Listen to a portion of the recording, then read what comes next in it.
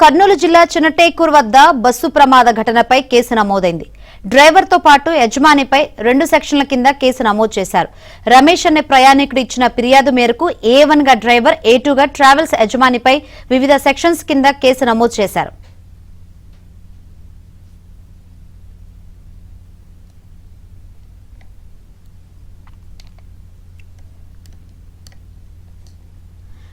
కర్నూలు జిల్లా చిన్నటేకూరు వద్ద బస్సు ప్రమాద ఘటనపై కేసు నమోదైంది. డ్రైవర్ తో పాటు యజమానిపై 2 సెక్షన్స్ కింద కేసు నమోదు చేశారు. రమేష్ అనే ప్రయాణికుడు ఇచ్చిన ఫిర్యాదు మేరకు A1 గా డ్రైవర్, A2 గా ట్రావెల్స్ యజమానిపై వివిధ సెక్షన్స్ కింద కేసు నమోదు చేశారు. మరి ఎటువంటి చర్యలు తీసుకునే అవకాశం ఉంది ఏంటో తెలుసుకుందాం. ప్రస్తుత సిచ్యువేషన్ తెలుసుకుందాం. మరిన్ని వివరాలు అందించేందుకు మా ప్రతినిధి సుంకన్న లైవ్ ద్వారా సిద్ధంగా ఉన్నారు.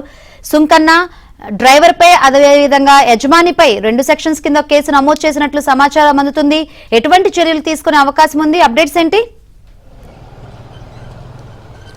శంకరి, చిన్నటేకూరు దగ్గర 44వ జాతీయ రహదారి పైన అగ్ని ప్రమాదంలో దగ్ధమైనటువంటి బస్సు డ్రైవర్ పైన, అదేవిధంగా ట్రావెల్స్ యాజమాన్యం పైన కూడా పోలీసులు కేసు నమోదు చేశారు.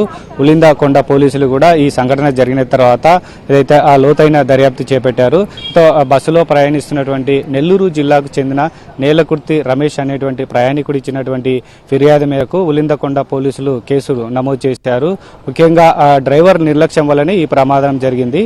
ఆ జాతీయ రహదారి పైన బైక్ పడి ఉంది. అది గమనించకుండా ఒకవేళ దానిపైన ఏదైతే బస్సు మూవ్ అయినప్పటికీ కూడా వెంటనే బ్రేక్ వేసి ఆ బస్సును ఆపాల్సింది. ఆ విధంగా చేయకుండా డ్రైవరు నిర్లక్ష్యంగా రోడ్డుపై పడి ఉన్నటువంటి బైకును ముందుకు లాక్కెళ్లడం వల్ల ఈ ప్రమాదం జరిగింది.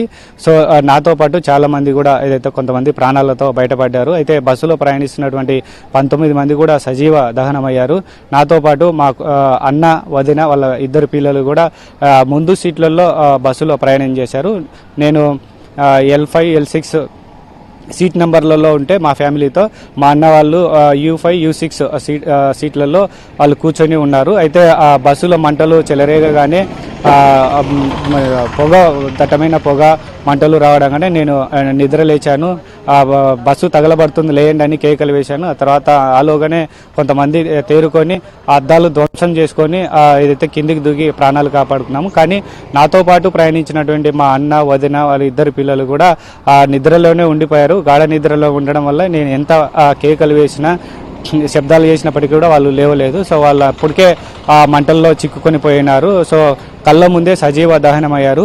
మెయిన్గా ఈ ఘటనకు కారణము బస్సు డ్రైవర్ నిర్లక్ష్యమే ప్రధాన కారణమని కూడా భావిస్తూ ప్రయాణికుడు రమేష్ ఇచ్చినటువంటి ఫిర్యాదు మేరకు ఉలిందకొండ పోలీసులు 125A 106 క్లాస్ ఏ కింద కూడా పోలీసులు 2 సెక్షన్ల కింద నమోదు చేశారు. A1 గా బస్సు డ్రైవర్ లక్ష్మయ్య, A2 గా కావేరీ ట్రావెల్స్ యజమాని పైన కూడా కేసులు నమోదు చేశారు. దీనిపైన కూడా ఏదైతే చట్ట ప్రకారం చర్యలు తీసుకుంటామని పోలీసులు కూడా చెప్తున్నటువంటి పరిస్థితి. Shankari, right, thank you Sunkanna.